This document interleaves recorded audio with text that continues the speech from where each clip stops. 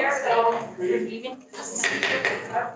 evening, folks, and I'll call the regular meeting of June 14th, 2023 to order. And welcome members of the management team. To my right, Superintendent Everton. To my left, Secretary Treasurer Reed, Assistant Superintendent McKenzie, Director of Instruction Westhaver. We have regrets from Director of Instruction Carly Hunter. We also welcome Trustee Noah Silzer virtually from Montreal. Welcome, Trustee Silzer. And I also wish to welcome representatives of our partner groups, Ms. Kim Graves, representing the Saanich Administrators Association, Mr. Don Peterson, representing the Saanich Teachers Association. We have in the room Ms. Megan Mizovic and Ms. Holly Fang from the Confederation of Parent Advisory Councils of Saanich, our DPAC. And I anticipate that we'll be joined by Ms. Nola Welch, the president of CUPE 441, in due course. And I wish to remind the meeting and acknowledge that we're meeting this evening on the traditional territories of the Saanich peoples who have lived, learned, and worked here since time immemorial. And that we offer this acknowledgement in an effort to promote further reconciliation. I also wish to welcome Director of Human Resources, Robin Reed, who is joining us for part of the meeting this evening. As trustees, let's move to the agenda. Is there a motion to adopt the agenda as circulated? Trustee McMurphy, seconded by Trustee Hickman. Are there any revisions or late items or proposed changes to the agenda? Hearing none, all in favor of adoption as circulated? Opposed? Motion's carried. The agenda is adopted. Thank you. Prior to the regular meeting, we held an in-camera meeting and discussed personnel matters and business affairs. And in connection with that meeting, the board adopted a motion that we rise and report the following. This motion was adopted. That the board requests that the BC School Trustees Association explain in detail why the trustee compensation survey report is deemed as confidential when all the information in it is publicly available. Moving to item 3, the adoption of the minutes. Referencing the meeting, the regular board meeting minutes of May 17, 2023. Are there any errors or omissions with respect to those minutes? Hearing none, I declare that the minutes be adopted as circulated. There is no business arising from the minutes. We'll move then to item 5, presentations, delegations, and questions. First, we have a presentation from COPAX, led by Holly Fang, who is the chair of the COPAX Resource Committee, I understand. Yeah. Thank you, Holly. Do you wish to stay there or stand up here where presenters often do? Whatever you're comfortable with. I will stay here and help with the slides a little bit. All right, thank you. And I should just remind the meeting that our presentations by policy are 5 minutes length, that questions from trustees may arise afterwards to you as presenter, and that it's only in exceptional circumstances that the board would take action on the presentation in the same meeting that it's given. Right. So with those caveats, please proceed. Thank you. Absolutely. Thank you.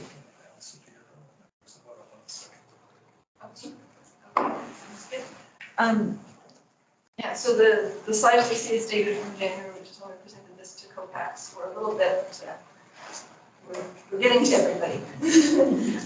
So we put out a survey basically over the Christmas break to parents, asking them what resources, what things to support them that COPAX could possibly help with. And so we got back quite a number of responses. We had hoped to see more. I think that often happens with surveys. We get a good number. So if you have any tips on that, we're open to that, because we find that there's a lot of parents who want to engage, but not always the way that you're asking or at the time that you're asking or something. And so we want to serve parents, and so this has given us a broad idea. to work towards our goal in COPAX, which is to provide the opportunities and forums for informing and educating parents and guardians on issues affecting students, and also, that whole communication aspect between parents of different schools, especially is COPAX's role.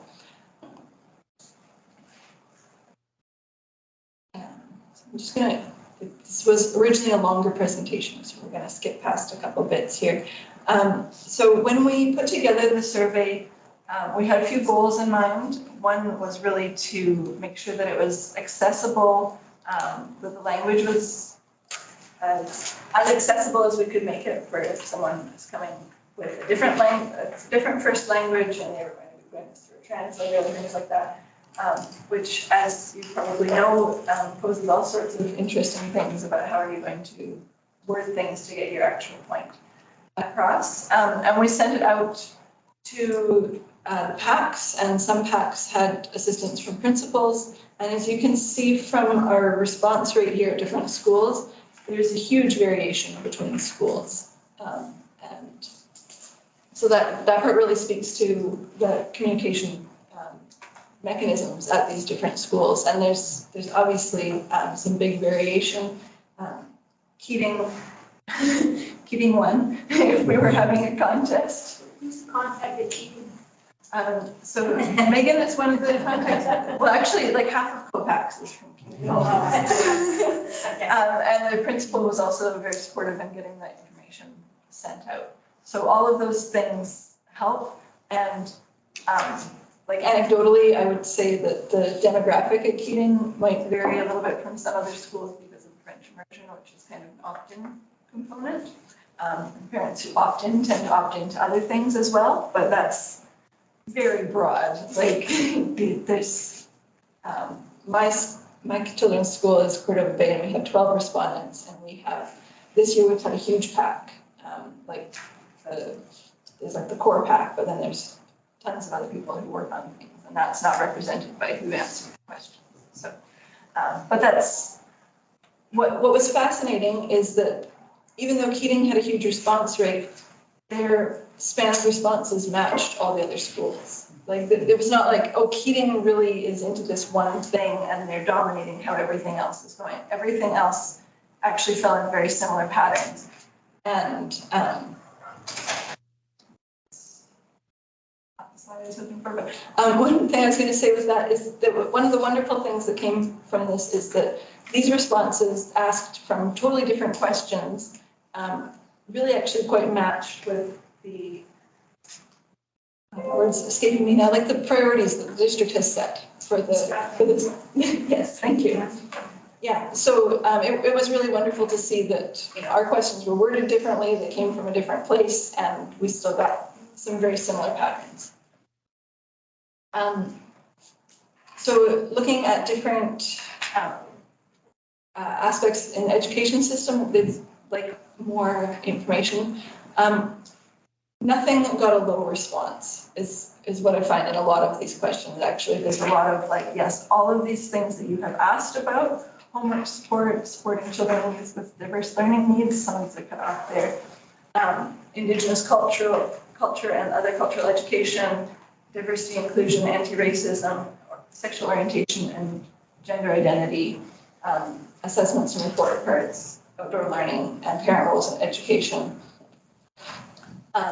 So we can see that outdoor learning is one of the top ones there, and diversity and inclusion, but none of these got low response rates. And so of course, as we've taken this information, this is why we want to share it to you, is because that's not all PAC stuff, right? They want to know more about these things, but a lot of these things are what the children are doing at school, and they want to know more about these things. And I know from my own perspective, my kids are learning all this amazing stuff about Indigenous culture that I never got to learn when I was in school. And I got to go on a field trip with my son a couple days ago, and it was wonderful. And like, I want those opportunities to learn that stuff too. So I don't know, like that's my own interpretation of some of this, right? But I do think that there are other people who feel that same way, that they want to have access to these ways of learning about this stuff that the kids are telling them snippets of, or some kids are great at sharing more. That's how well we matched up with the strategic plan, where we get these, in education, these matches with literacy and Indigenous learner success and mental health and wellness and global citizenship, matching up with the top responses from our survey. And then I won't go too much into depth on the comments that are in there, but a variety, some really positive comments and some like people who are just like, you know, you can tell they're really looking for some way to connect to someone to figure out something. And when you kind of look through the other parts, these are also tend to be people who have children, who have diverse needs, and elementary age. More, like that's where we get these comments from more so, is people who are have children in elementary schools and have children with diverse needs. Because I think they're finding they have maybe the most things to figure out and the least resources. Often those children don't make friends as easily to connect with those other parents to share resources in that sense. So then our next topic was about health and well-being. So we asked about physical health, mental health, substance use and harm reduction, parent well-being, sexual health, and healthy relationships. And something of note from this was when we talk about the substance use and harm reduction and sexual health and health relationships, those ones look lower than our other ones in this sense here, but a much higher middle school, high school response in those categories. I don't think that probably surprises us too much, but it is, it's good to just connect back to that. That is what people are asking about. And so again, COPAX's role in this is tricky to navigate. Like, you know, this information is great, but we're not always the ones who are bringing this information to the schools. So lots of comments about the connection between physical well-being and mental health, and comments as well about balancing technology use in general and at school. And those are things that I think we see in the media a lot too. I think this is a kind of like the theme of our time to have these things. But yeah, lots of great comments, and the question is always, what do we do next with this information? Again, that's why we're bringing it to you as well. For relating to parenting, and this is where COPAX does play a little bit more of a role, that we have more access to what speakers can we bring forward in terms of learning about parenting. So again, it doesn't, some of them got cut off. So childhood and adolescent development, self-esteem, discipline, limit setting, healthy boundaries, thank you. Relationships, single parenting, co-parenting, internet safety and technology use in general, social skills and connections, climate change and climate action, supporting developmentally diverse youth. And that was also about, I can't remember exactly how it was worded, but supporting people to meet the goals that their youth are able to, helping the youth meet the goals that their development is able to. You get what I mean, for their developmental ability. Grief and loss and community building. And so we see internet safety and technology as top there, and self-esteem. But again, there's not a lot that are low on this. The single parenting and co-parenting is lower, and that tends to be a smaller percentage of the population. But in that, like, you combine that with family relationships, we've seen, I think, from the comments as well, that, you know, there's been more anxiety, more stress, and that does put strain on those family relationships, and people want to do better, or want to have some more tools or ways to connect on those. And then, yeah, so we had different resources come in, and some of them we have followed up with in terms of bringing speakers to be available to parents. Particularly, we've focused on technology. This spring, we had several presentations from the White Hatter about internet safety, about technology use and addiction, and so those have come out of what we've done here. And then another question we asked about, so how is it going to be best for people to access these learning opportunities? Because we know people are busy, and it's really tricky, and I think this is the part that we found the hardest with COPAX. We can find a speaker, we can bring a speaker, but who's going to come to that speaker? Who's going to be available to see that? Can we have a recording available for people to watch afterwards? Which, when we've been able to do that, it does get accessed after the fact, and that's I think that's something that we'd like to try and do more of in the future, to have, there can be a presentation, but there's also a way to watch it on your own time. Yeah, but it's a tricky one. So again, if you have any thoughts or suggestions, we're open to that. Asking parents how they're feeling about parenting, if they're feeling like they have what they need to help your child be successful at school. And it's an amazingly even split. Like, if you put neutral into the not confident category, you have neutral and disagree and strongly disagree almost exactly half, compared to agree and strongly agree. So I don't know what that speaks to in terms of the people who choose to answer surveys as well. It's the people who are like really involved and want to keep being involved, and the people who are really searching for something more, and just some way to help their child succeed.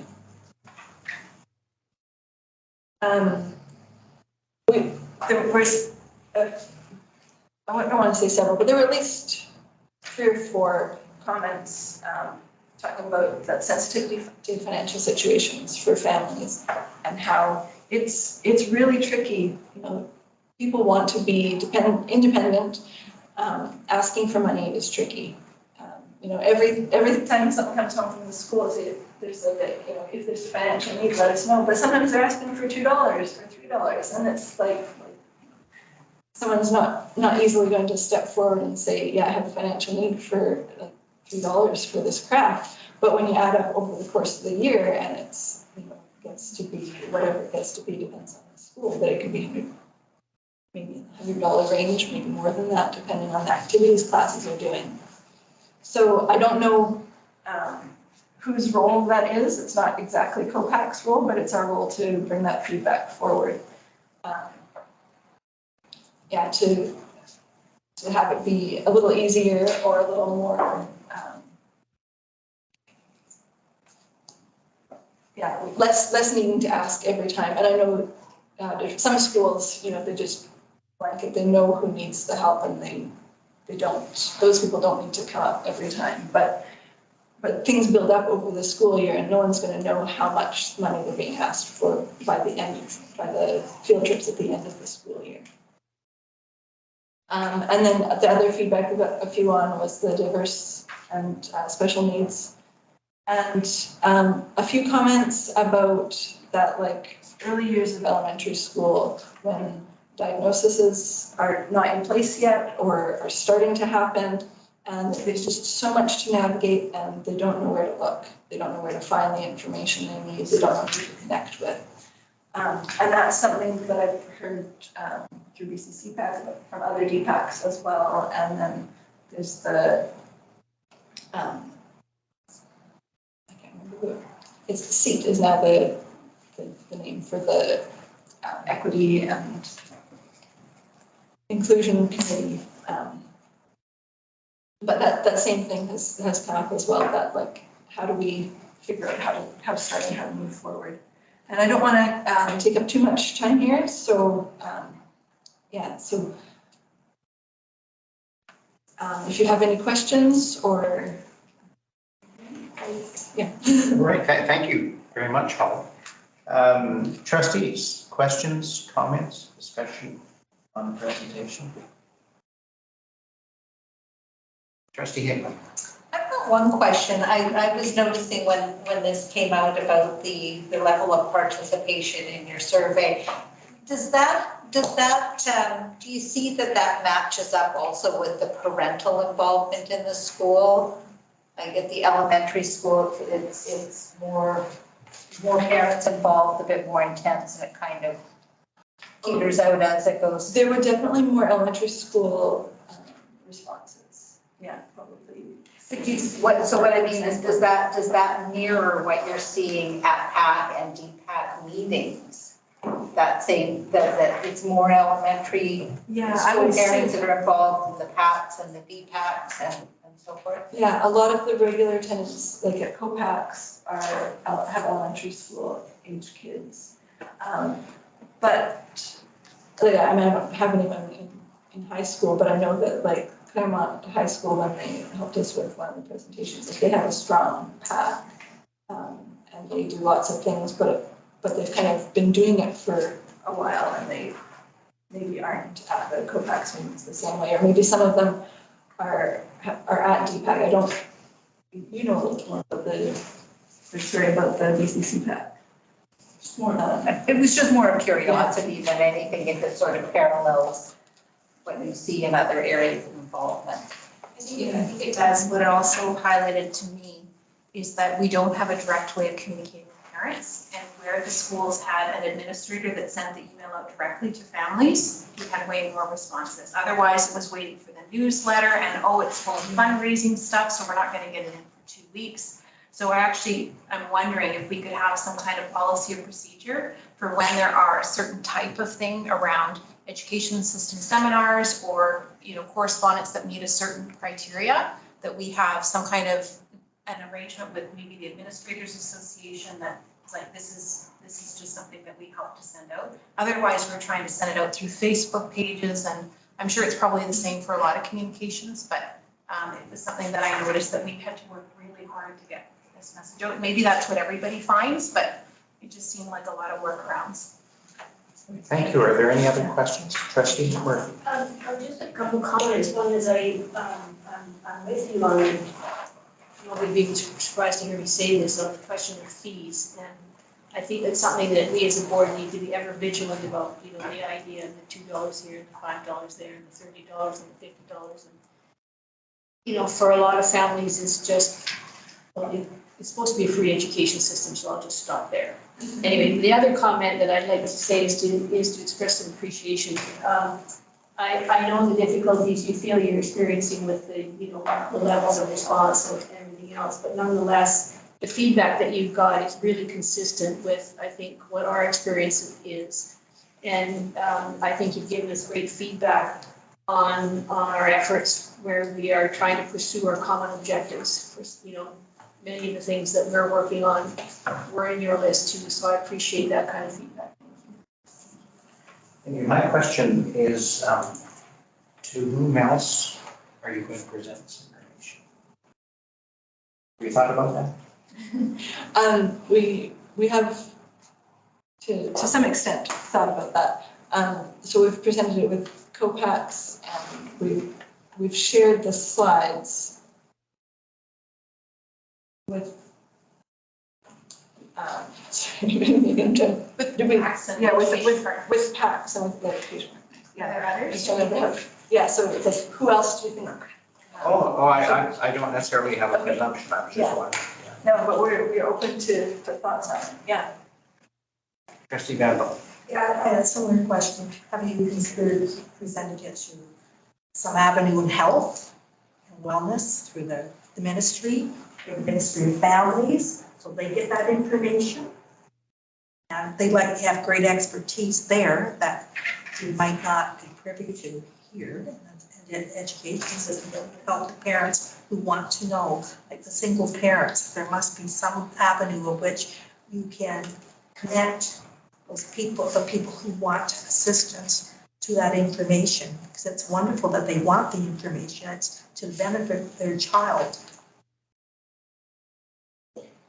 Well, thank you. Thank you, Holly and Megan. This has obviously been a significant undertaking for you. So thank you for taking the time to come and present it to us.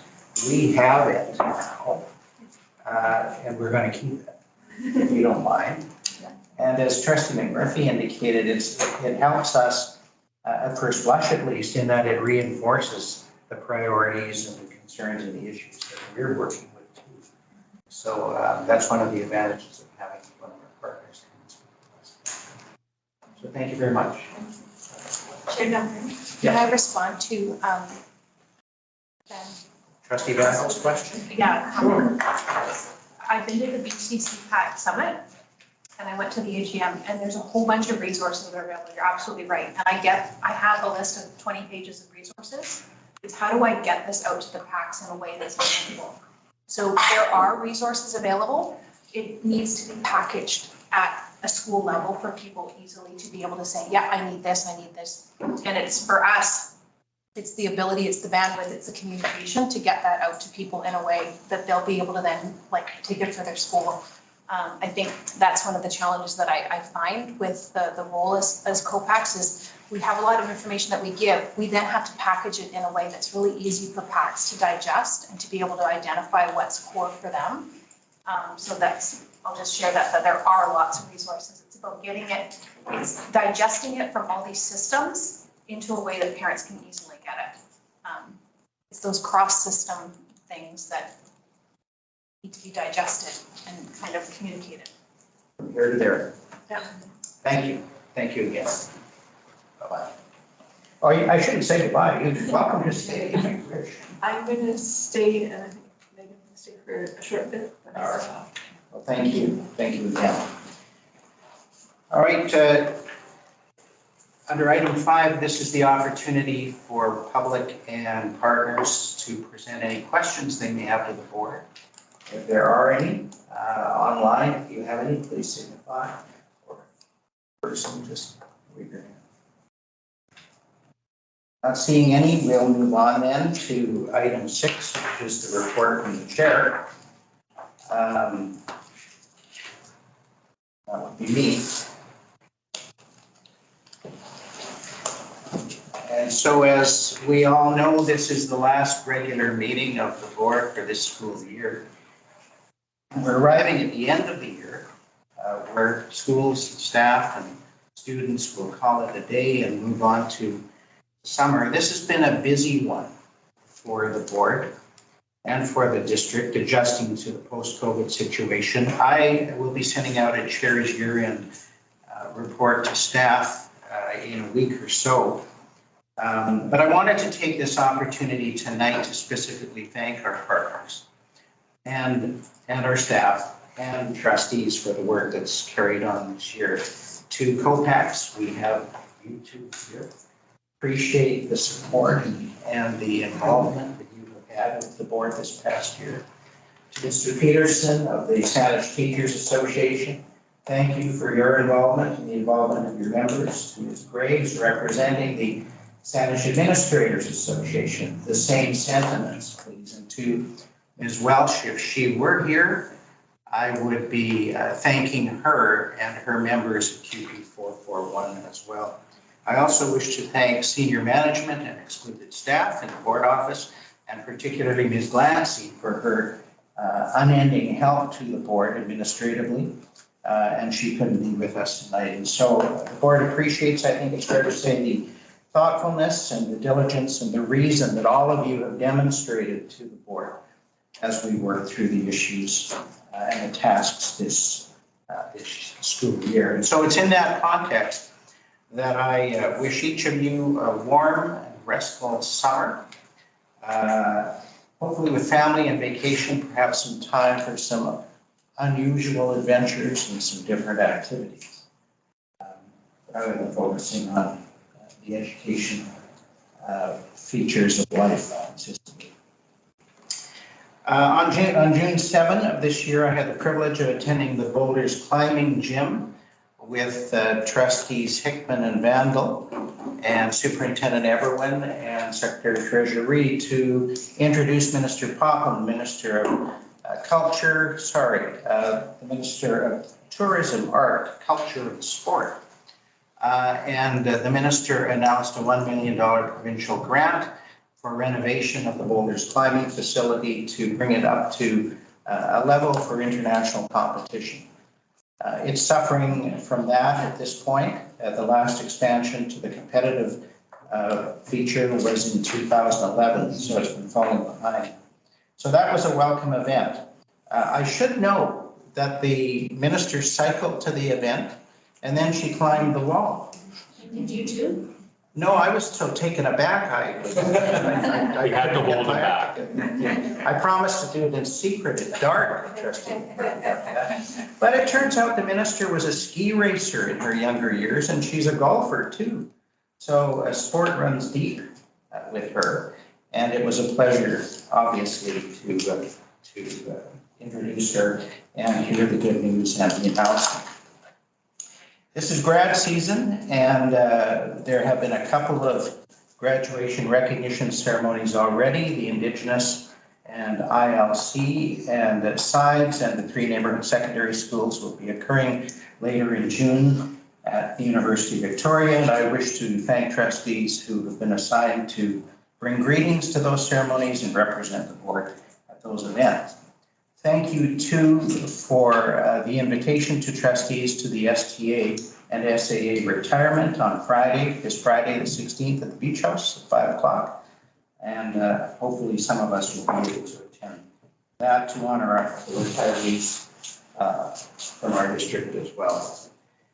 I'm pleased to advise that the BC School Trustees Association has seconded 3 of us for committees and its work. First, Trustee Silzer from Montreal has been reappointed to the BC SDA Student Citizenship Awards Committee.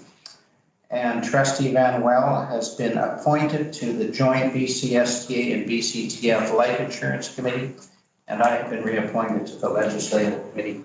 So we're pleased to see that we can assist with the provincial body and thank and appreciate President Brody for her concern in spreading the work and the representation of the organization out in the province.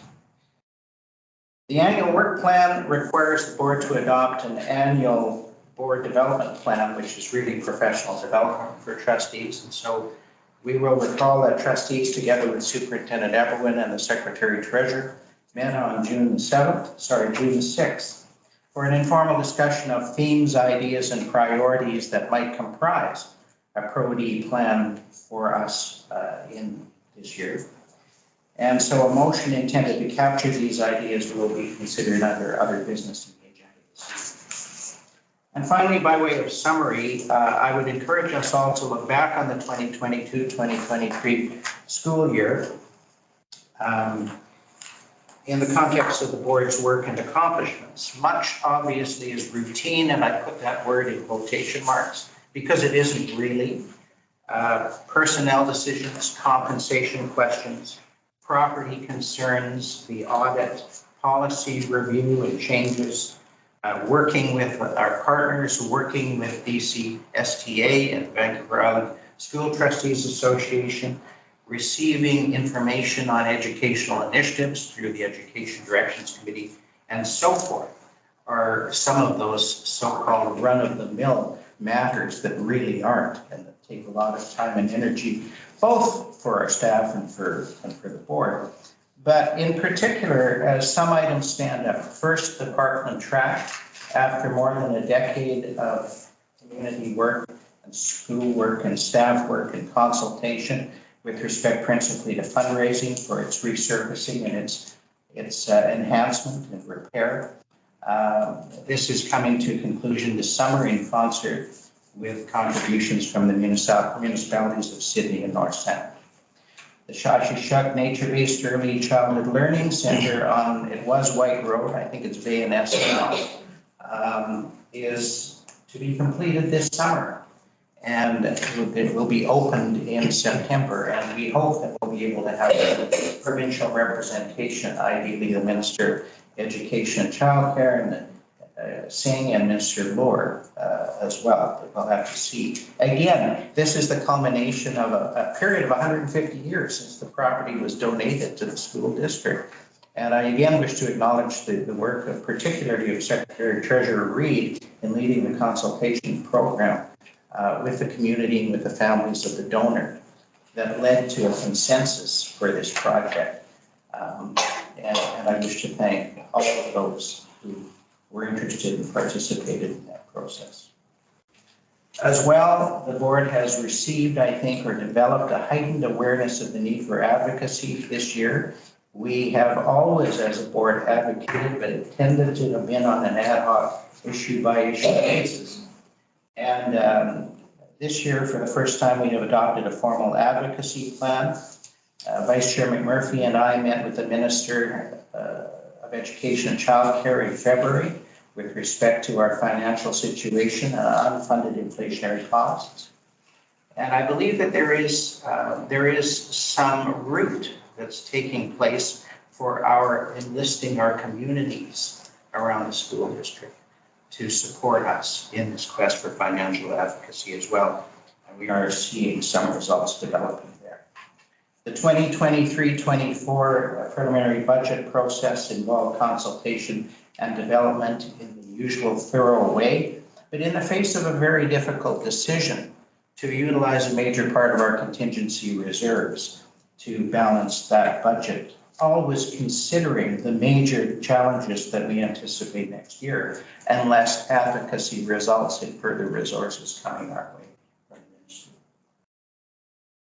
Student voice is one of those other achievements that we should be pleased about this year, and trustees have participated in repeated sessions with middle and secondary schools as those students have provided candid and compelling information on their views on what they think of our 4 strategic plan goals and how to best implement them.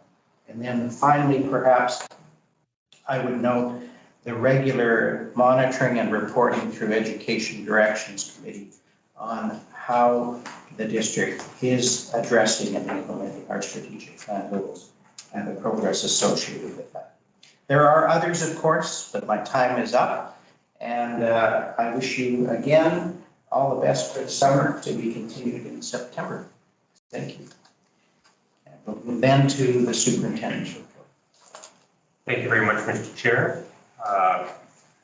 It's always a pleasure following you. You're always so eloquent in the words that you provide, and you've actually taken some of my words from me, so I will be more succinct than I was planning to be. But I also have a number of items in tonight's report to share with the board and partners and others. I do not take this opportunity lightly. It is an honor to be given a spot on the board's agenda, and at the end of the year, there are several things to celebrate and several things to acknowledge as we go forward. So tonight's report has a few items in it. Director Reid and myself, primarily Director Reid, will be talking about the Public Interest Disclosure Act, and this is something that came to the board's attention some while ago. It's an act that exists, and all public bodies need to be compliant with it by the end of this December. And Director Reid will be going through what the act is, what our obligations are in it, and the plan moving forward over the next few months. I'm also going to give the board an update on the Feeding Futures Fund for next year, where we are right now and what our plans are going forward with that. And I also want to provide some updates on the Shashishat Child Care Center that you referenced in your report, Mr. Chair. And then I have a special announcement at the end that I'll keep you all in suspense for until we get there. No. So that means if you leave now, you won't know what the special announcement is. I am going to pass the baton to Director Reid at this point in time, and she's going to walk us all through PETA, the legislative changes, the impact on school districts, our obligations under it, and the plan moving forward. So if Director Reid would mind stepping up, that would be great. Thank you. Don't appreciate moving from special announcement to PETA. Move on. Okay, so PETA, what is it? Public Interest Disclosure Act is, I would say new legislation, but it's not actually new. It was implemented on December 1st of 2019. It has applied to a number of public sector organizations since that time. It is essentially whistleblower legislation. That's the best way to summarize it. It will be effective for public school districts on December 31st of this year. It was originally anticipated that this would be implemented a number of years ago. This first came to our attention right at the precipice of the pandemic, and there have been subsequent delays because of the focus on all of the elements that were unanticipated throughout the pandemic. So this has been the new effective date, and we are actively working towards it. So the requirements of the Act is actually quite prescriptive. We are expected to establish and enforce policies and procedures that provide for the receipt and investigation of complaints, privacy and confidentiality in respect of complaint and investigation processes. We are expected to assess and mitigate risk of reprisals against those who are bringing forward complaints and disclosures under the Act. And we are expected to report the outcome of complaints and investigations. The vast majority of this work is already in place. We are already doing this work, and the vast majority of the language associated with this legislation already exists in current policies, administrative procedures, and collective agreement language. The challenge is that it is all, I would say, scattered throughout those different documents. It's not all in one place, and it isn't housed in a way that's easily accessible for any employee group. I would also argue that there isn't any one of those pieces that checks all of the required boxes that are required under this new legislation. For example, the CUPE collective agreement does in fact have whistleblower language within the collective agreement, but it's just one paragraph. It doesn't speak to the process associated with disclosures, what process the district will undertake to investigate and then report upon those disclosures, and that is in fact required under the Act. The other piece that is required under the Act is an annual report on the referrals and disclosures made to the public body. So this would be a once per year annual report submitted by Superintendent Everwin to the ministry.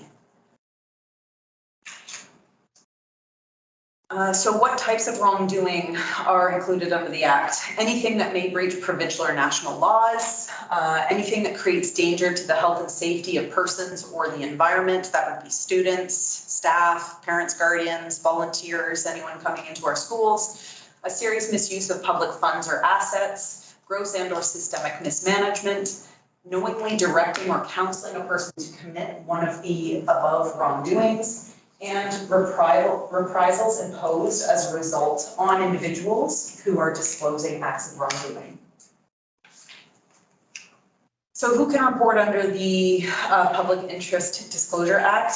Any past or present employee of a school district, provided they were engaged at the time the wrongdoing occurred. I want to clarify here that that doesn't mean that we wouldn't be accepting or receiving complaints from parents or guardians, for example. We would still go through an investigatory process as we would with any employee, but parents, guardians, members of the public aren't actually contained within the legislation. This is very much an employee-based legislative act. Who is responsible? The Act vests responsibility for compliance with the head of the school district, which has been interpreted as the superintendent of schools. The Act then indicates that the head is expected to appoint a designated officer. The designated officer, what is this? An individual provides information, advice to those making the reports.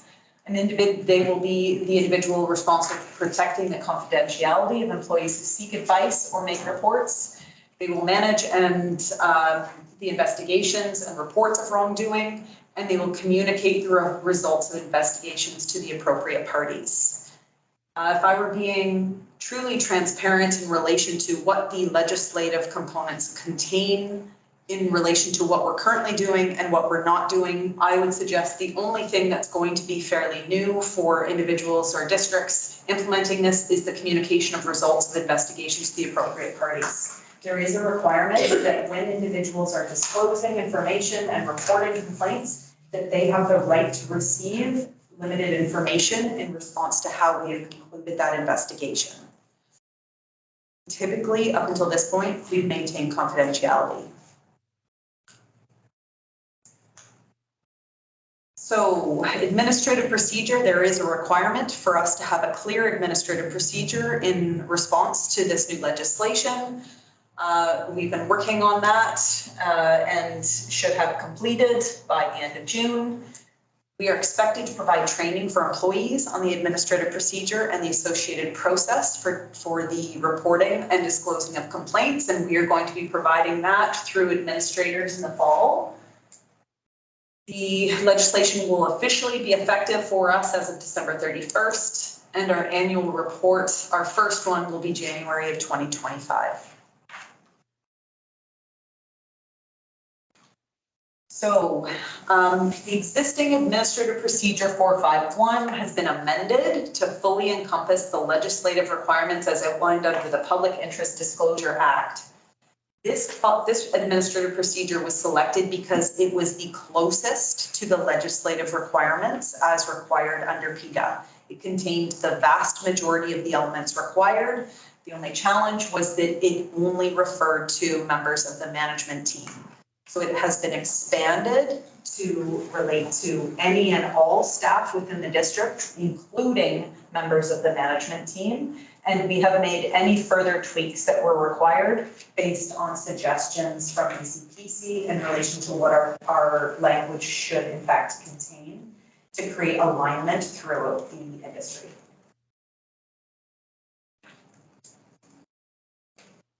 And any questions? Trustee Nicol. With regards to the union contract, will the AP be sufficient or will there need to be something added to the contract to give more specific language? Well, the administrative procedure will work in complement with the collective agreement language. The collective agreement language was a small piece of the legislative requirement, but wasn't comprehensive. But there's nothing in the two that are going to contradict each other, so they'll just work hand in hand. Thank you. Thank you, Chair. Trustee Kamal, did I see you? No, Just waiting. no, actually, that was the same question I was gonna ask, so Oh. I kind of was waiting to see what she was gonna. Excellent. Good, thank you. Trustee Elton. Chair, through you, I'm impressed by the way that you and your team have organized around PETA. It's pretty important new work. As you say, it's been around for a while, but this is a critical time. The one question that popped into my mind that I think is worth asking is around the notion of reporting outcomes. You did comment, Director Reid, that there's a potential for a change to a past practice, which was full of confidentiality. And I wonder if we can learn in the coming months or years how that balance has been found between the need to maintain confidentiality and the requirement to report. Are there any thoughts that you have initially on how that might be managed? Yes, I think there are existing frameworks that we can lean on that have kind of set precedent already. So for example, respectful workplace legislation under WorkSafe BC requires that where there is an allegation of harassment, that the individual who has disclosed or reported the harassment is entitled to a report on the findings. What is typically shared is just that, whether or not the findings have been substantiated or not, but not necessarily what the outcome of that investigation in relation to how we've addressed internally.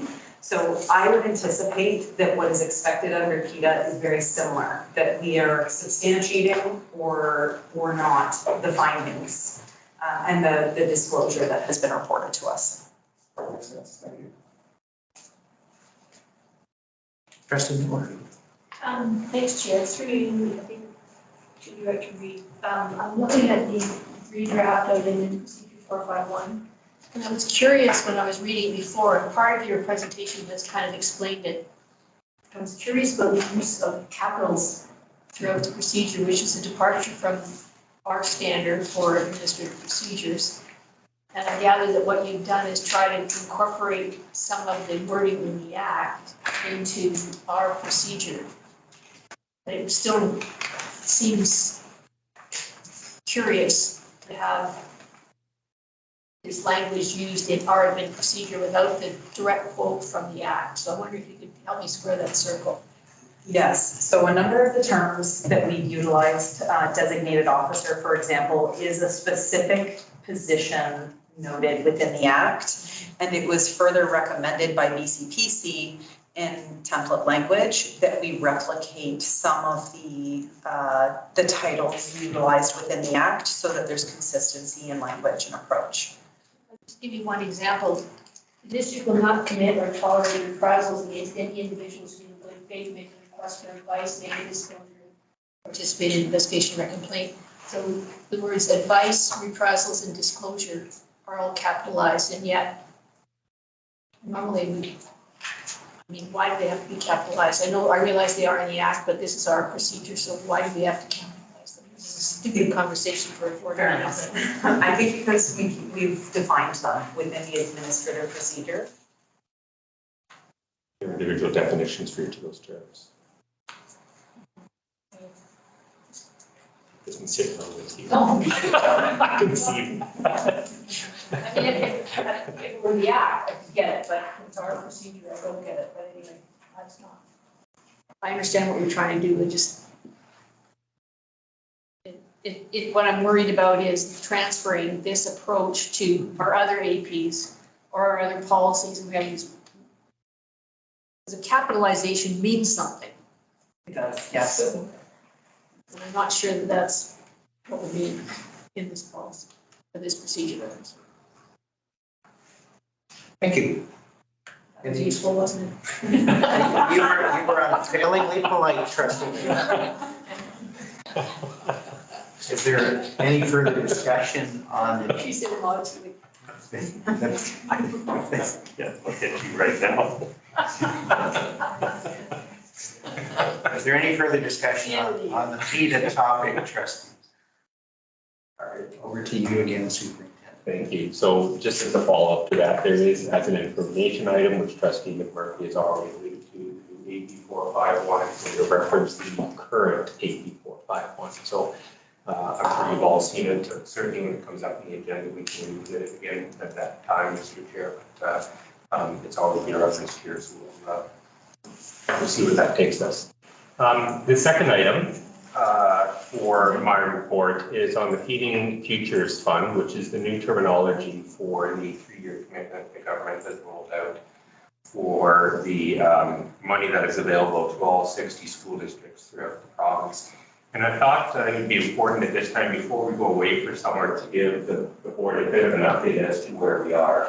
As a reminder, the provincial funding for this program totals $214 million over the 3 years of the term. We anticipate funding to continue after that, but there hasn't been any definitive commitment from government yet on that point, but we anticipate probably in a year or two or so that announcement will come out.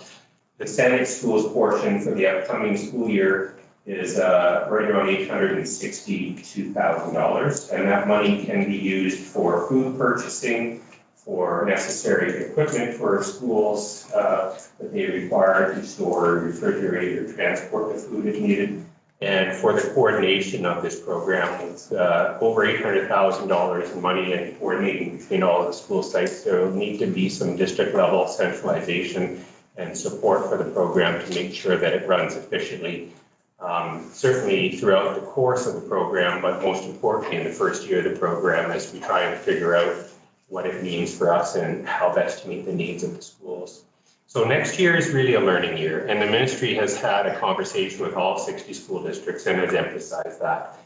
Be careful what we're doing, go cautiously, go slowly, go carefully, because this is a new area for school districts. We haven't been in the food distribution business before, so we need to make sure that we don't overpromise and move cautiously through this. And so It's not only for the school districts piloting, but also for the community partners that we might be working with around their own production capabilities, around their own distribution capabilities, and around the various levels of support that might be required for the various school sites. This will be new for whoever we work with as well out there. So this will be a learning process over the next 12 months. So of the $862,000, the Secretary Treasurer and I have met along with the rest of the exec team. And we are proposing that for elementary, middle, and our alternate programs, that just over $440,000 be preliminarily set aside for those programs. That will include food and any necessary equipment. For instance, do they need additional refrigeration? Do they need additional shelving? Those types of things for their buildings. Secondary levels, we will be using our secondary school cafeteria programs as the primary placement for the support in the schools because they're already well equipped for that. So again, broken down into food, any additional equipment for the cafeterias and any staffing costs that we can claim against it. We are anticipating doing that for a total of around $350,000. The district level support for the coordination, we're estimating at around $70,000 for a total of $862,000. So as I said, the equipment is around storage, refrigeration, serving, transportation needs. We'll be working with the supplier and with their schools. Each school probably have slightly different needs. And for the coordination, we're looking at a 0.6 FTE district support teacher position, still to be determined what that looks like. We had tentatively called it Family and Community Connections, but that's still to be determined. They will work to coordinate the school needs along with any contractor that we work with. They will provide program oversight and report to the Director of Instruction for Diversity and Inclusion, which is Mr. Westhaver. That position has not been posted. We're still trying to work out what that looks like. So we are working also on a request for proposal for a community partner to work with. It is, as the Secretary Treasurer and I have looked at, and he has been putting in countless hours to try and put together a very long RFP. In essence, we're looking for a provider that can be flexible and can scale up. We're looking at providing a certain number of meals to begin with approximately 200 per day, with the ability to scale that up over the year. Again, we want to be careful not to exclude certain providers at the beginning if they don't have the capacity initially to help support that program. So we're looking for their flexibility and their ability to scale up.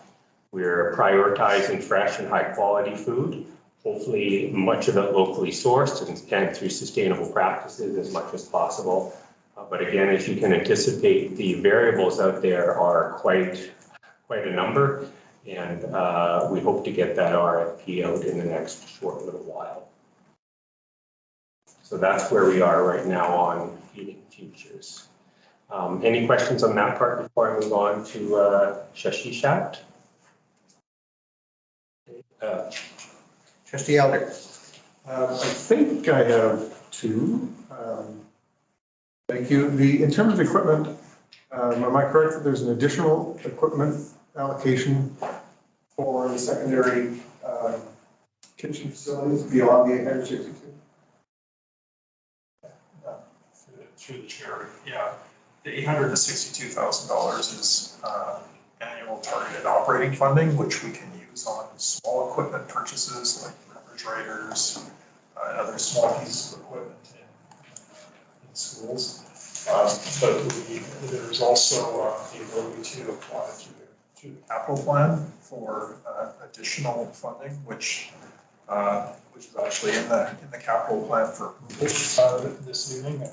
$1,000 for larger pieces of equipment, which at this stage we're focusing on our secondary teaching kitchens and cafeterias. So that capital plan is in addition to this annual funding.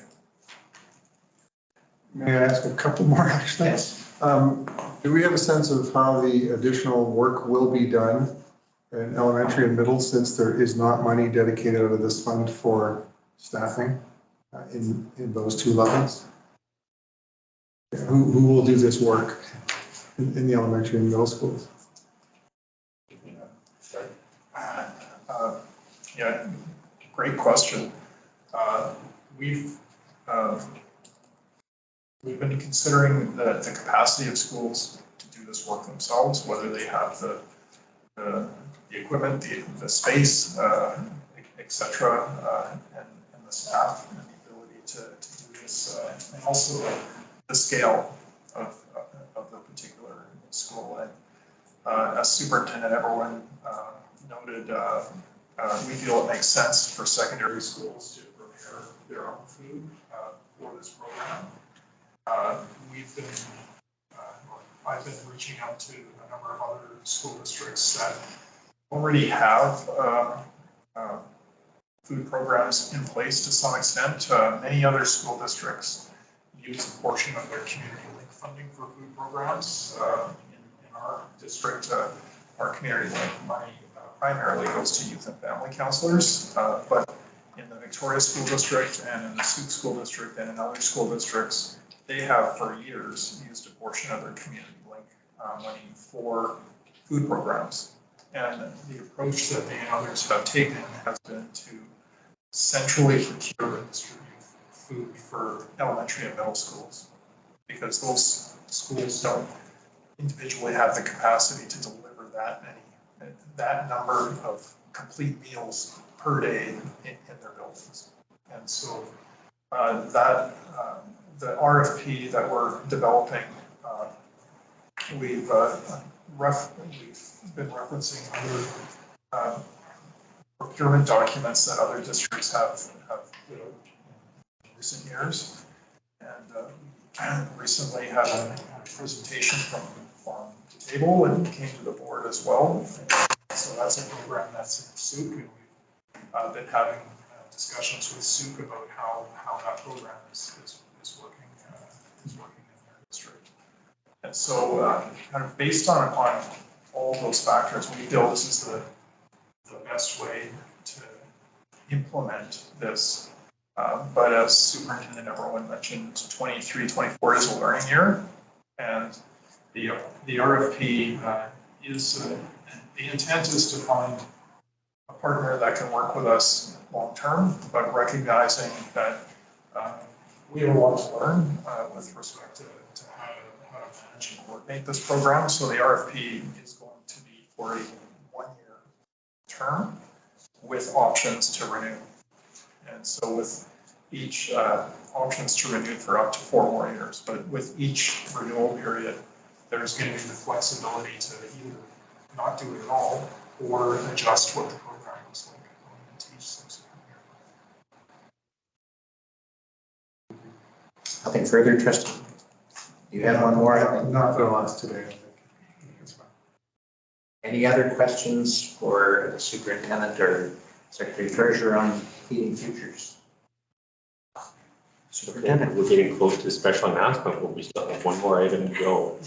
The Shashishat Child Care Center is making phenomenal progress. What you're looking at are the fronts of 8 modular units that were delivered. They look like squares. There's a green square on the left and then several brown ones, and then you can see a green square on the far right-hand side. There's 8 of them lined up. So think about long, skinny rooms all lined up to make a big rectangle. Those 8 modular units work on the site at one moment, and 9 hours later, they were all connected. A phenomenal feat of engineering. These units were made in Chilliwack and transported over here on a ferry along with their massive crane. And they started one afternoon and finished at, I think, 11 o'clock the next morning.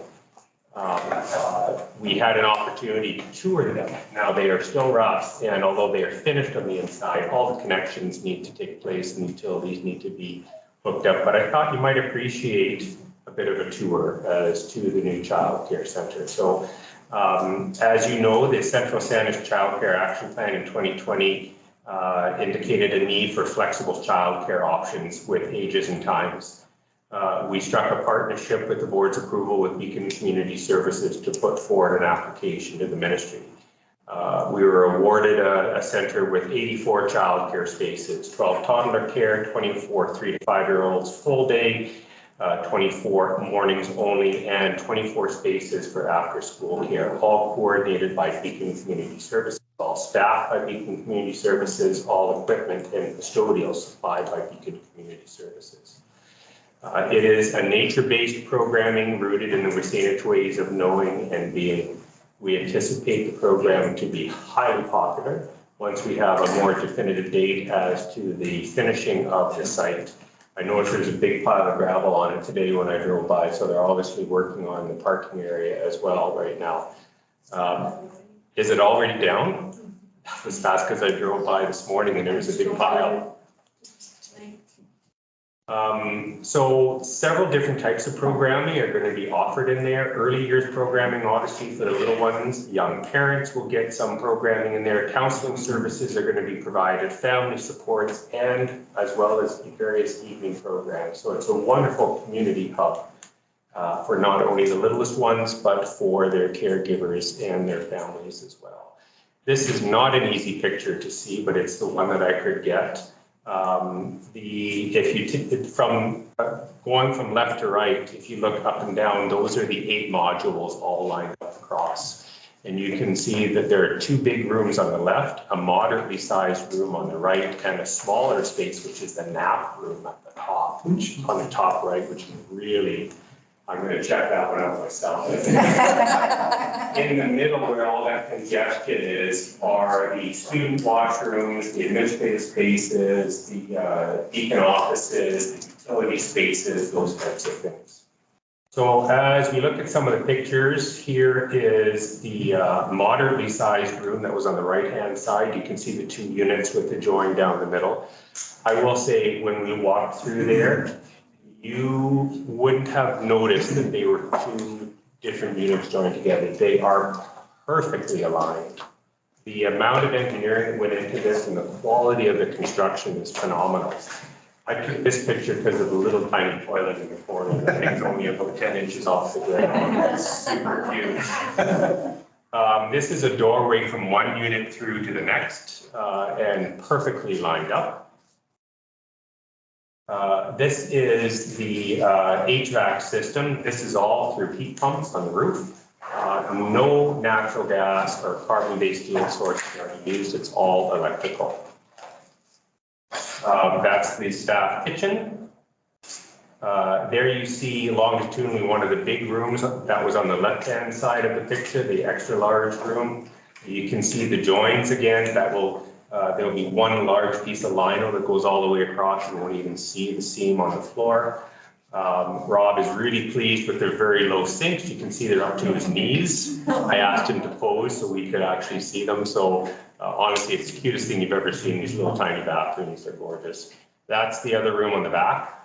Again, perfect alignment of the open spaces. And they even have a bit of a view out into the Gulf Islands. That's looking out through the driveway out east over the Gulf. So really exciting progress, a fabulous way to build. We expect those to last decades. And the utilities are being installed as we speak. And so over the next couple of months, it will be a finished product. So very exciting news for us and for the community. Trustee McMurphy. Thank you very much for that. It is, as you said, very exciting. And we don't often get a chance to do this, but I think at some point along the line, we're going to have some kind of formal, exciting recognition of our wonderful relationship with Beacon Community Services, because I tell you, the working partnership we have with them is just a godsend to us and to them and to families, individuals, people throughout the peninsula. And I don't know if anybody investigates us from around the province, but they should, because I'm sure it's a model. And the other one I want to acknowledge, I think, is Holly, because I think the name Shishat, which means little forest, right, was your suggestion, was it not? No, that was one of the suggestions from the elders, but I had thought about that same word. Okay, yeah. So anyway, Holly was on the Navy committee from Colfax, so. It'll be a wonderful reveal in the fall, something really exciting to look forward to. Other comments or questions? Okay, We're getting close. this is it. We also are part of a larger community organization known as Community Living Victoria. This organization is the largest nonprofit community living provider on Vancouver Island. Their goal is to provide a range of support services to children, youth, and adults who have intellectual disabilities. Our secondary schools in particular work very closely with Community Living Victoria to transition some of our more complex students out of high school and into the world beyond the walls of our buildings. Various programs such as family support, employment services, parent support, community inclusion, community homes, and youth services are some of the services that they offer. We work in partnership with them in part so that students can transition to the community in smooth ways and as least stressful as possible. Well, we have an Educator of the Year amongst us this evening. Community Living Victoria nominated and approved for the South Island Peter Westhaver as Educator of the Year.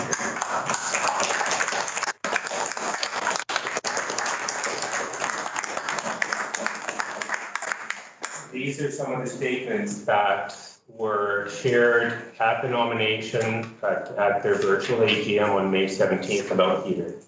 Consistently contributes solution-focused ideas. Ideas that are creative, flexible, and reflect family and youth-focused care and support. He is community-focused, a passion for inclusion of all students in education. We value Peter's leadership within the school district, and we value this community partnership. So Peter, on behalf of the school district, I know we didn't know about this until right before the meeting. I said I apologize in advance.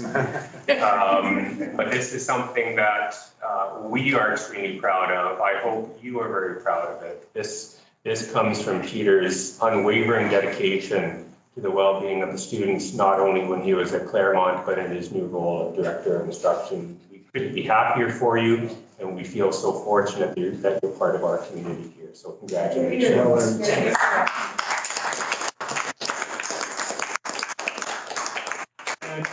And in line with what the board chair did, I want to offer just a few words of thanks.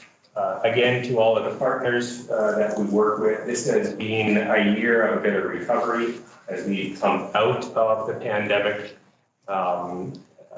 I've written my year-end blog. It's going to come out in a day or two. It also talks about some of the challenges that we have come through and some of the challenges that we still need to face. But when I look around the province and I look at where we are situated, it's difficult to find a place that is more inclusive and more team-oriented and collaborative than the Sandwich School District. And so on behalf of the district, I want to thank everybody around this room, including the Board of Trustees. This is absolute a pleasure to work here. And in particular, I want to thank the executive team of Jason, Paul, Carly, who isn't here today, and Peter. I can't think of a larger or a better group of individuals that I would rather be working with. Chair Dunford, you mentioned Lee Glancy. She makes me look better than I deserve. She is a wonderful person to work with. We have our meeting every Monday to talk about the week ahead, and we laugh and we joke around, and sometimes we get to the business after about a half an hour. She is both a colleague and a friend, and I feel very fortunate to be working with her. And Robin, I'm glad you're here as well too. Robin and I meet almost daily. I go into her office and she comes into mine.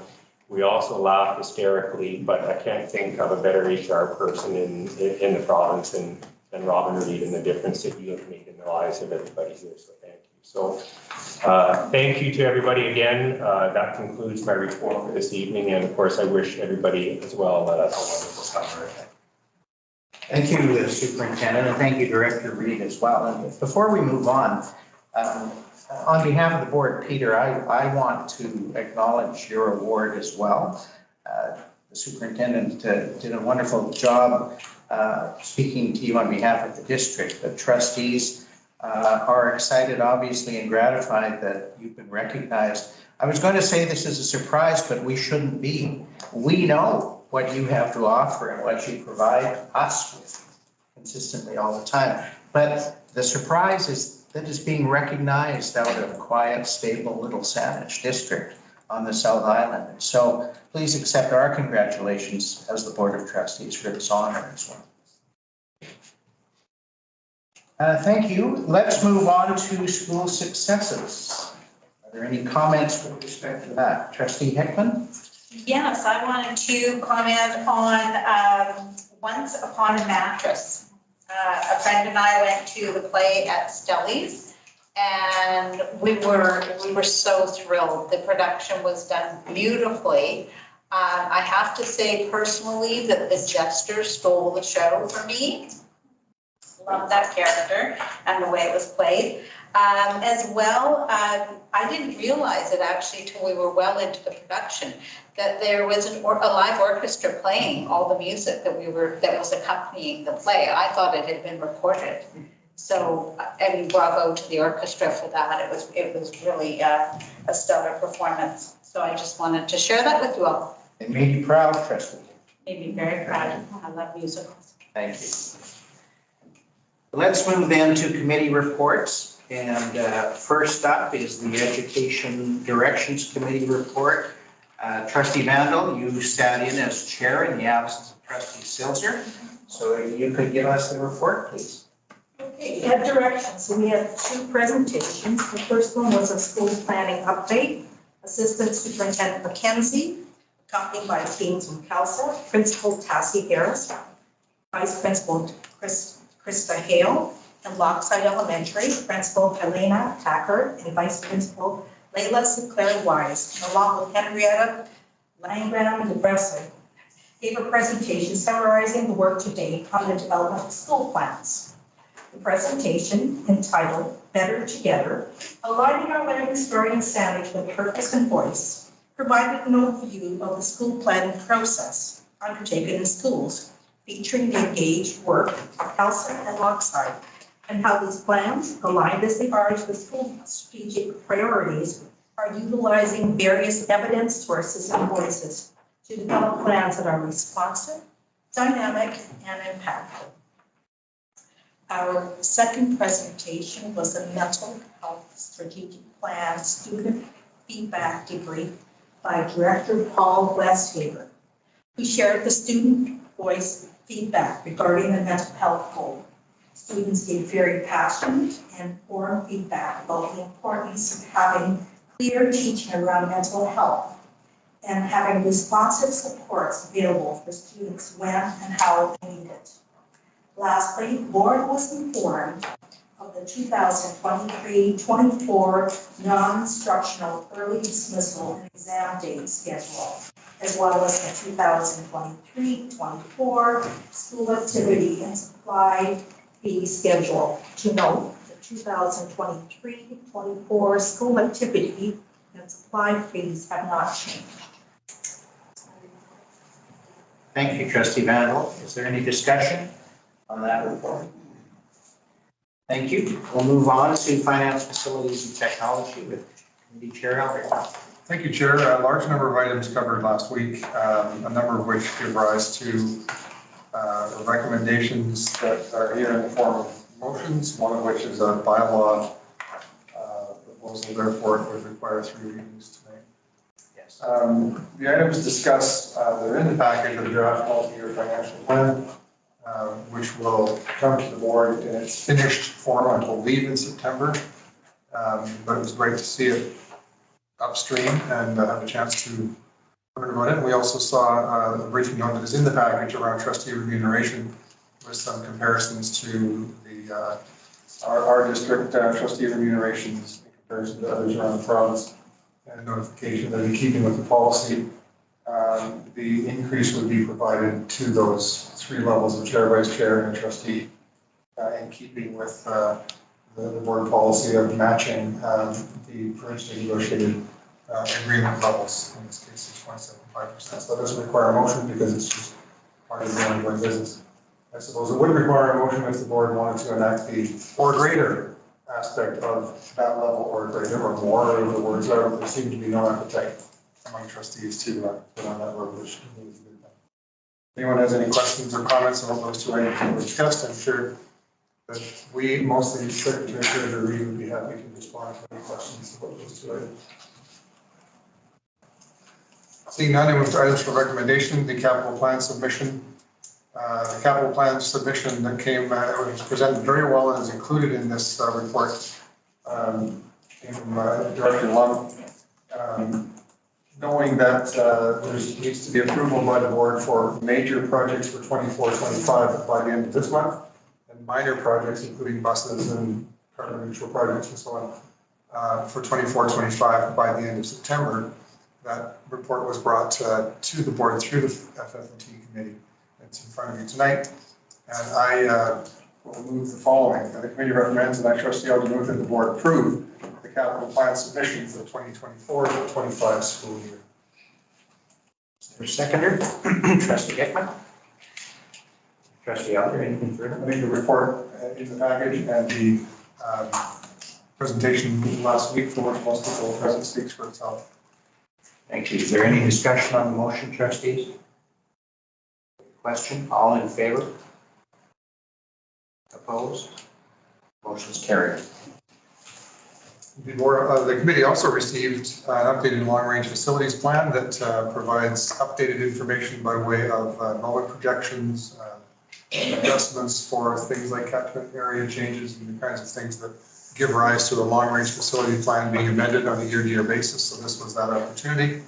And having received that last week and included it here in this report, the committee recommends, and I trustee Elder move that the board approve the updated long-range facilities plan. Second. Trustee Van Wel. Anything further? No, thank you. Any discussion, trustee? All in favor? Opposed? Carried.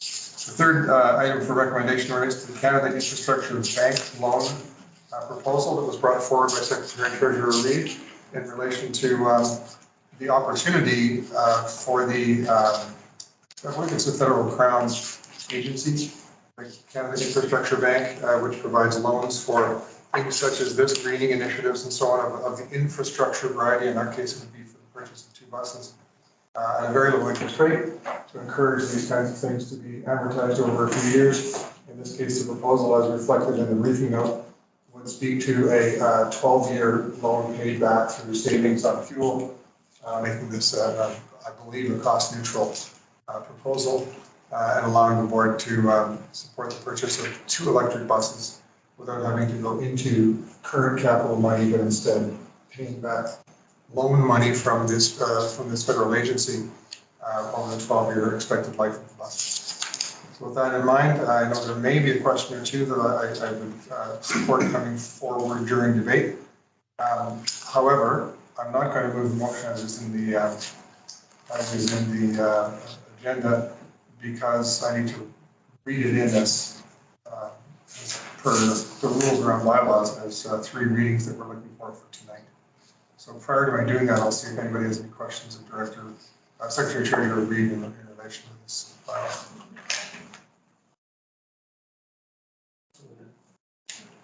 See no questions, trustee Elder. Okay. So I move the first reading of capital plan bylaw number 2022/23-CPSD 6302.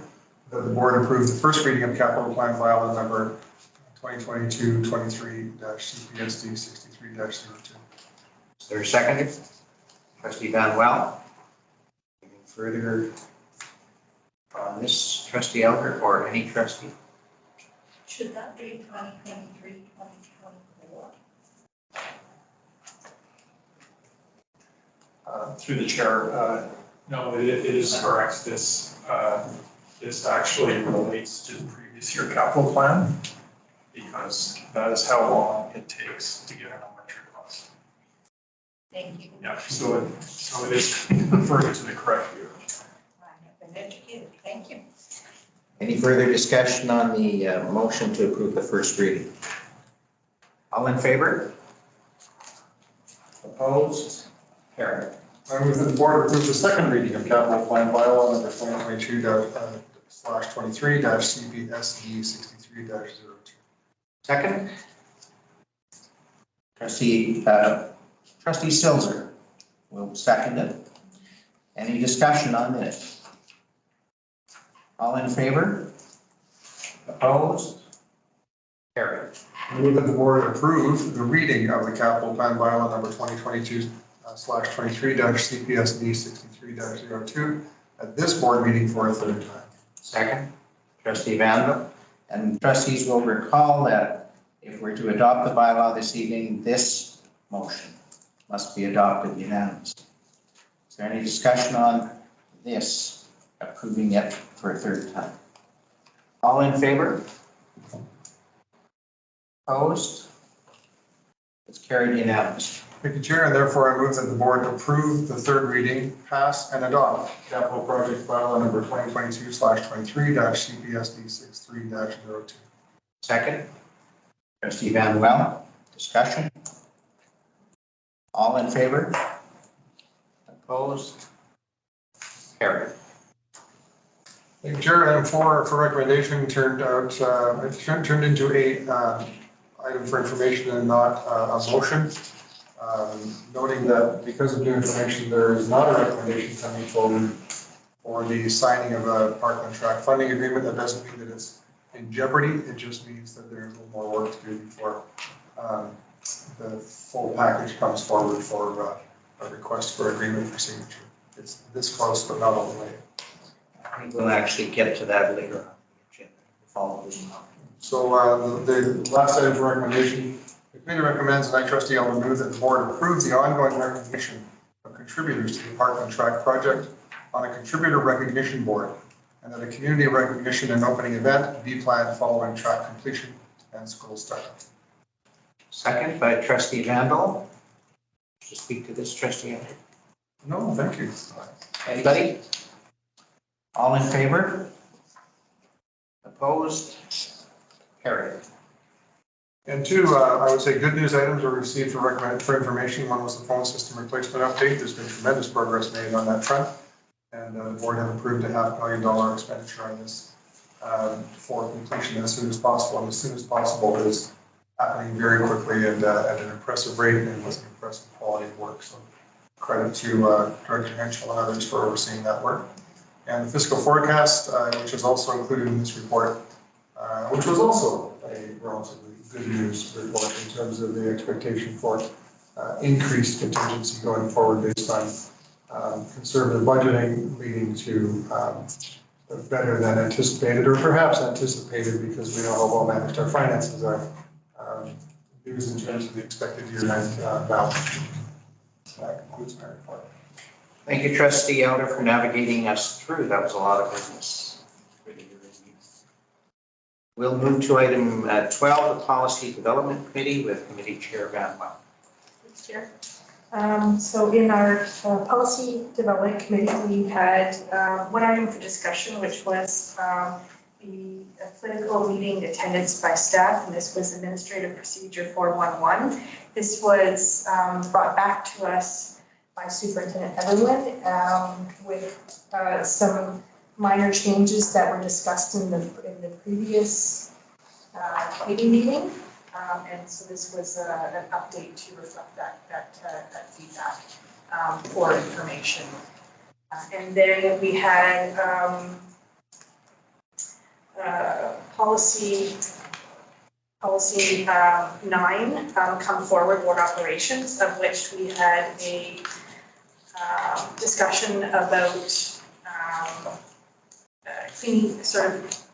cleaning up and clarifying some of the things in policy 9. So we have a motion in regards to that. So the committee recommends, and I, Trustee Van will move, that the superintendent be requested to redraft policy 9, board operations, reflecting the feedback provided by the policy committee. Second. Trustee Hickman. Do you wish to speak to it, Trustee Van Well? No, I think I've spoken. Yeah. There's further discussion on the motion. Trustee Hunter. I can't remember, when do we expect this to come back, like in a couple of months or something? Oh, no, how about July? Sometime in the fall. Have at her, I've Superintendent. already finished the revision, so you'll see it at the next policy committee meeting. Okay. Thank you. Anything further, trustees, on the motion? I'll put the question, all in favor? Opposed? Carried. Thank you. And that ends my report. Thank you, trustee Van Wacht. I understand there are no reports from trustee representatives this evening, and so we'll move to correspondence. Item 14, there are two pieces, a letter from Peninsula Track and Field and a letter from the District of North Sandwich. Is there any comment, question, discussion with respect to either of those letters? And we'll move to item 15, which is our second question period for partner representatives or members of the public. If there are any questions, please indicate. Not seeing or hearing any. Oh, this is the problem with the configuration. Sorry, Ms. Sorry. Mizovich. By all means, go No ahead. problem. I had one question about the PIDA, and one about Feeding the Futures. Maybe starting with the PIDA one. Is that, it's just for staff, or will the parent complaints, the appeal process, will that also be funneled into the same processes administratively eventually? Director Reed? I believe the administrative procedure still includes the possibility for anyone to submit complaints, including parents and guardians. I think my intention was to just state that the actual legislation only covers staff. But we will still receive complaints from parents and guardians, and they will still be investigated with the very same process that we're using for employee-based complaints. So it would include these new things around reporting it out and reporting back to parents, or? Well, technically, no, but there won't be any reporting to the province, for example. So the annual report that includes the disclosures that have been made, that report won't include parent guardian reports because the ministry hasn't requested that that be included based on the legislation. In terms of follow-up of Superintendent? We'll follow up as we always have with parents with regards to complaints. I don't anticipate any changes happening to that process. Your question on Feeding Futures. Yeah, I appreciate the update on the Feeding Futures and that it's universally available. I think there's a lot of smart thinking going on there. My thinking and what I've heard from a few places, and including the presentation that Holly gave tonight, was around the stigma. And if we're estimating, some schools, there might be maybe a few dozen, say, meals going, just that whole, how we're gonna do that dance, right? And I think the ideal would be universal, people could opt in. I'd love to not make kids lunches, and if I could pay $5 a day, maybe sliding scale, that's something that I would be interested in. Maybe some merging with the pack hot lunches, which we do kind of, pizza days. So I just was thinking about that when we started to think, how are we going to distribute this in a way that's discreet, it's not stigmatizing, and with maybe time, eventually opening up to anybody who wanted to just opt in at a some kind of sliding scale. Superintendent or Secretary Treasurer, do you have anything? Mr. Reed? Yeah, through the chair. Yeah, that's a great comment, and we've heard that from a number of sources as well. As we're thinking through finding and developing a relationship with a community partner, that's definitely something we are thinking about working towards. But at the outset of going into this procurement process, I'd say right now our primary concern is finding a vendor that actually has the capability and the capacity to deliver daily meals on this scale. With the funding that we have, when we look at elementary, middle, we could be in time, looking at the delivery of up to 350, 400 meals every single day. We're starting the procurement at 200 with provisions for scaling up. And we're also breaking the procurement into two components. One is elementary and the other is middle and alternate. And we also have provisions that allow for scaling up through the fall. And we're still kind of working through all those criteria, but it's to address our concern that we do not think there are a lot of catering organizations that actually have the capacity to add that to their business. It is a huge undertaking. And so our first step is to design a procurement that we're hoping is going to connect us with a partner that we can grow with as we develop this program. And then once we have that relationship in place to build the capacity of that program, and then hopefully layer in that ability for additional meals that are funded through parents or other means. And I think that's a great service for parents, but it also allows the program to be even more stigma-free. And so it's definitely something we're thinking about, but at this stage, our focus is finding the right partner that can grow a program like that. A partner that maybe one day will be, I wonder, as you say, if it Right. exists yet. Yeah. It might have to be homegrown. No, I'm fine. You did a great job as usual. Thank you. Thank you. All right, let's proceed then to item 16, other business as submitted. Trustee McMurphy? Yes, thank you, Chair. The board development plan, as you referred in your chair report, there is a motion coming forward and I will move it. That as follow-up to the trustee discussion and professional development needs, the policy committee be requested to develop amendments to policy 3 to clarify professional development opportunities for trustees. That is support for individual professional development choices as well as organizational professional development opportunities through BCSTA, BCPC, and VISTA. Number 2, that the board, as part of its professional development, seek to further its understanding of how to deal with increasingly divisive social issues, such as opposition to SOGI, disputes over teaching and learning materials, and racism. 3, the board seek advice on how to exercise its responsibilities with regard to the employment relationship with its, in quotes, one employee, close quote. Number 4, the board continue with its professional development regarding educational opportunities and programs and social pressures faced by students through presentations and updates at the Education Directions Committee and through presentations by senior staff at board meetings. Is there a seconder for the motion? Trustee Badwell? Yes, thanks, Chair.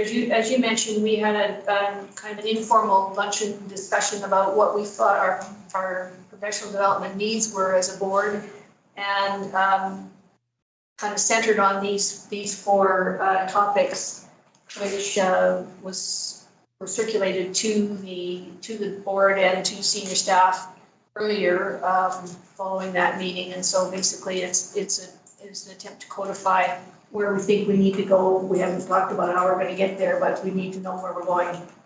So this seemed to be the consensus that came out of our loose informal discussion. So we need to formalize it so we've got something to work on in the years ahead. Thank you. Secretary Treasurer Reid?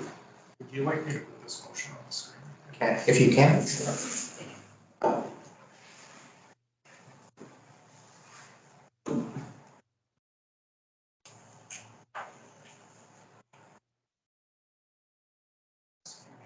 I've got so many windows open, I can't.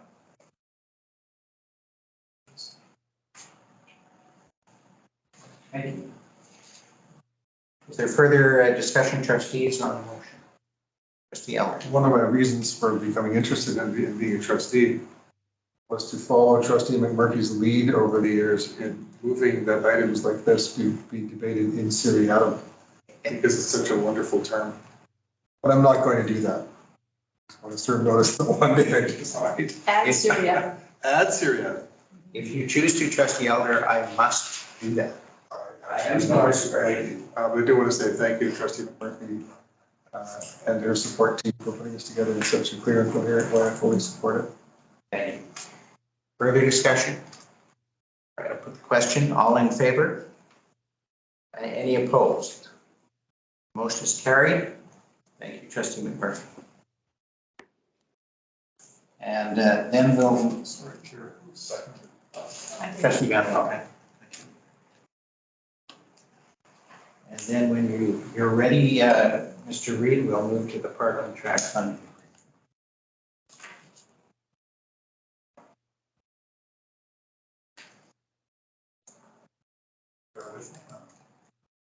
Minutes this evening, and I'm Yeah, not no rush. particularly fast typer. No rush. So, the briefing on the park on track funding update is on the agenda under other business as submitted, but relates to a discussion that began in FF&T committee, and it related to the development of a funding agreement between the Saanich School District and each of Sydney and North Saanich. And over the past few weeks, I've been working with staff at Sydney and North Saanich, and we had developed a funding template, which I had brought to committee for the committee's review and a recommendation for the board to approve. But literally while we were sitting in committee, I learned the template that had been developed, the actual agreement that was approved by North Saanich Council differed from the template. And so that was the reason for there not being a decision in committee. But following the committee meeting, I gathered more information and enough information so that I could come back to the board meeting with a recommendation. And with respect to the changes that North Saanich made to the agreement template, there were two key changes. So the agreement template included a commitment to contributions to a renewal fund for the replacement of the track surface following its service life of approximately 15 years. North Saanich removed that commitment to annual renewal contributions and instead replaced it with additional contributions may be made, and such contributions in the future would require a council motion. The other change is the agreement template was for a period of 15 years, and the North Saanich agreement is 3 years. And so when I learned that the agreement was 3 years, that was actually a good thing, because I was initially concerned with the idea of signing an agreement for 15 years, whereby the school district is agreeing to give residents access to the track free of charge for a 15-year period. And that each of those 15 years, North Saanich could decide not to contribute to the renewal fund. And I had concerns with that. But since learning that the agreement is actually for 3 years, I'm comfortable recommending that the board approve this agreement, because it's only a 3-year period, and if at the end of the 3-year period, North Saanich hasn't contributed to that renewal fund, then we will have something that we can discuss with them when we go to redo that agreement. The other concern that was discussed in committee was how would Sydney, the town of Sydney, feel about us signing an agreement with the other partner municipality that commits to less. And so I spoke with the CAO at Sydney, and he said we do not care. We made the decision fully knowing that North Saanich may have made another decision, and we're aware of the decision that North Saanich has made, and we don't want to revisit the agreement that we've approved. So in essence, we have 2 different agreements, and I'm comfortable recommending that the board approve entering into each of those agreements. And so that's the recommendation tonight.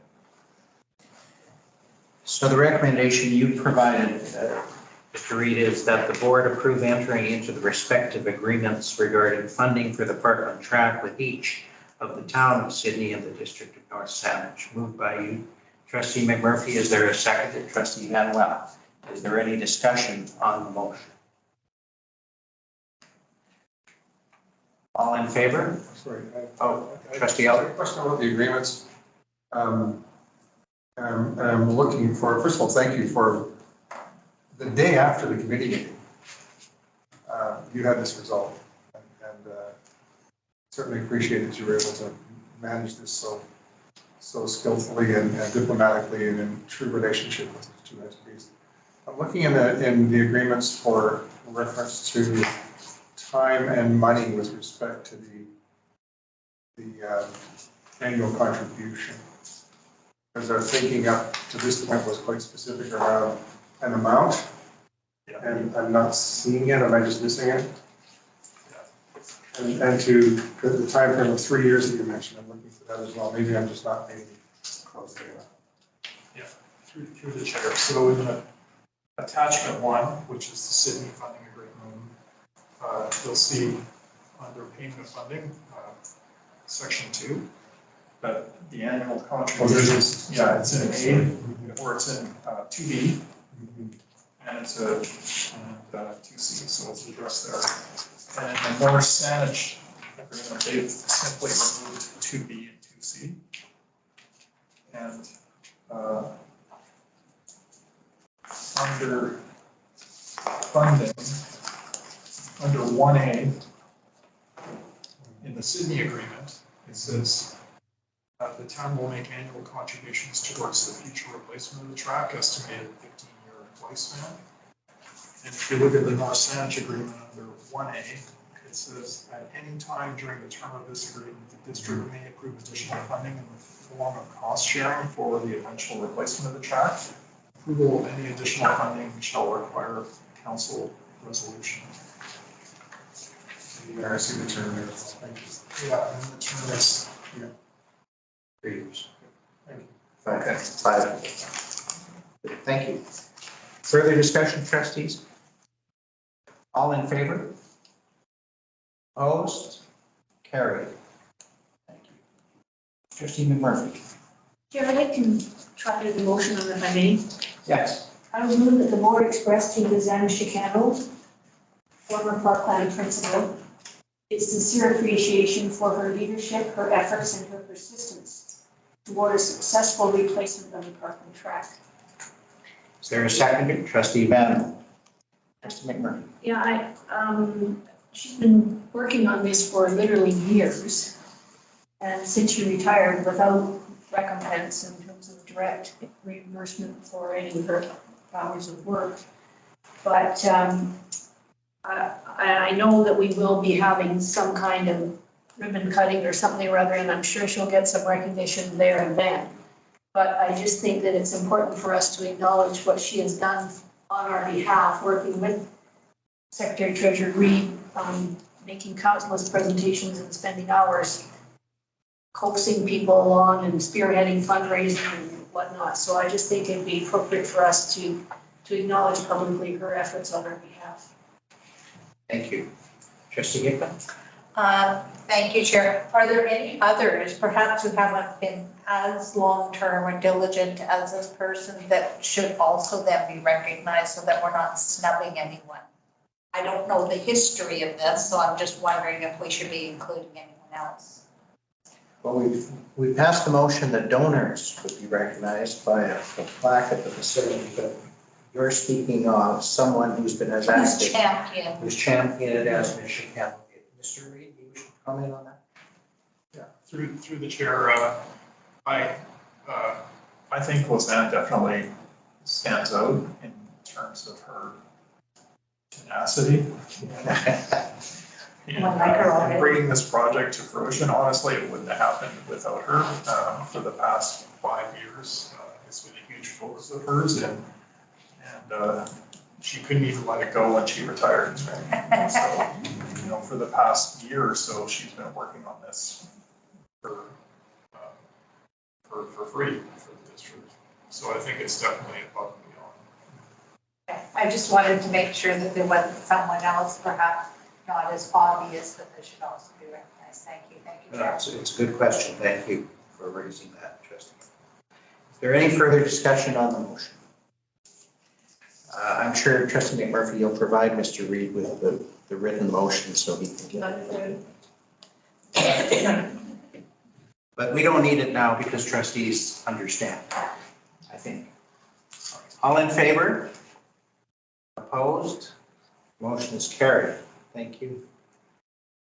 We move then to item 17, which is the for information section. The two APs 411 and 451 are noted there. Is there any comment with respect?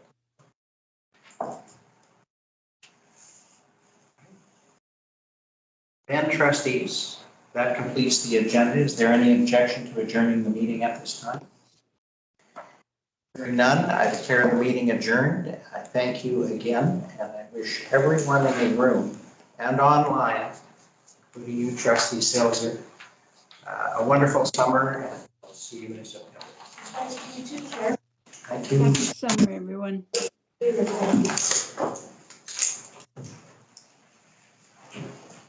Thank you, everybody. Good night. Thank you.